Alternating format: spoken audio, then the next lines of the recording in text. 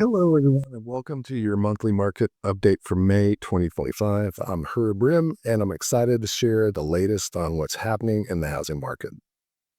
Now, today we'll focus on two big topics: home prices and mortgage rates. So let's dive right in. So, home prices, what's really happening right now? There's a lot of talk in the news about home prices. Some headlines say that prices are rising, others say they're falling, and it can be a bit confusing to know what exactly is going on. And in fact, a recent survey found that 70% of Americans are worried about possible housing market crashes happening this year. So, with so much uncertainty, there's no wonder why so many people are putting their plans on hold. Now, whether that's buying or selling a home. But what does the data actually say? And that's what I want to bring out here today. And according to Business Insider, while many people are concerned about a crash, most economists do not expect one in 2025 or beyond unless there's a major change in the economy. And the main reason is simply there aren't enough homes for sale to meet demand. Even though there are more homes coming onto the market and but inventory is still much lower than what we saw before the pandemic, for example. So when compared to last year, there's about 30% more homes for sale nationwide. And that's great news for buyers looking for more options. But compared to pre-pandemic years, inventory is actually still 16% below normal. So price growth is still slowing down a little bit, but prices are still rising, uh, just a little bit more moderate and at a healthier pace. Overall, the past year, home prices grew about 3.9% nationwide compared to 7% the year before. And over the past 5 years, prices have increased by more than 57%. And I know that's a lot, but it's probably here to stay. Experts expect price growth to slow even more over the next year, probably closer to 2%.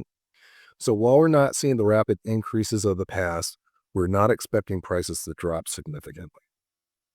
One more caveat on that is that, you know, here in the Los Angeles area, we have a lot, you know, every area and price range is going to be slightly different.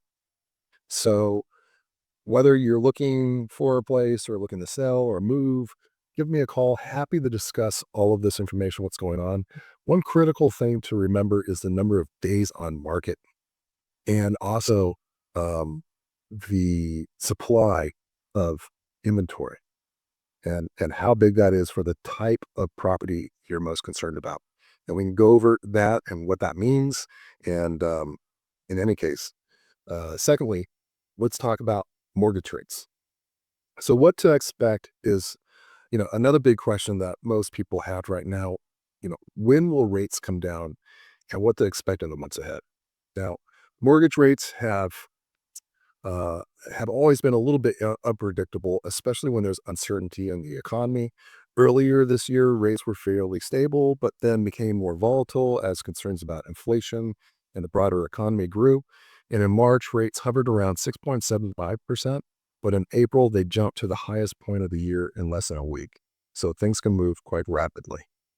The Federal Reserve is keeping a close eye on inflation and employment, and while they don't set mortgage rates directly, their decisions do influence them and what mortgage rates tend to be. Right now, inflation is easing a bit, but it's still above the federal's target.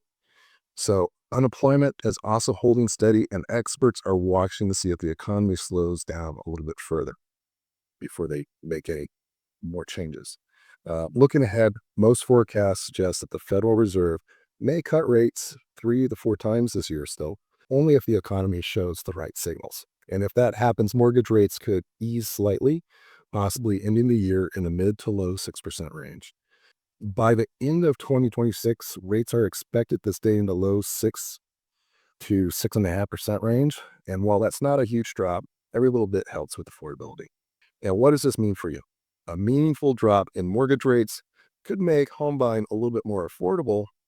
However, as it makes it more affordable to more people enter the market, and then you get more um, pushes upward on prices and competition. So if you're in the buying stage and don't have something to sell, you may want to consider doing something now and refinancing later as rates improve. Even if there's talk of a recession, history still shows that in the past recessions, home prices actually went up and mortgage rates came down. So, with so much information out there, it's easy to feel uncertain. And if you have any questions about what's happening in the market, whether you're thinking about buying, selling, or just want to know what your options are, reach out anytime. I'm here to help. Thank you for tuning in to this month's market update. If you found this helpful, feel free to share it with your friends or family who might be interested. And I'll be back next month with more updates. I'll see you then.